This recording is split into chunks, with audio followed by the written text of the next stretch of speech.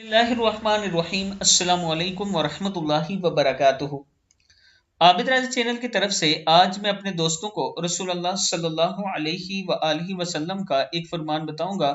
आप दोस्तों ने इस पर जरूर अमल करना है।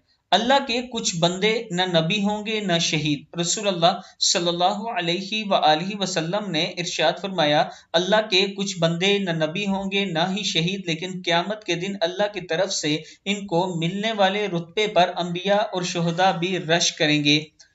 ये वो लोग होंगे जो बगैर किसी रिश्तेदारी और लेन देन के सिर्फ अल्लाह की रजा के लिए एक दूसरे से मोहब्बत करते थे।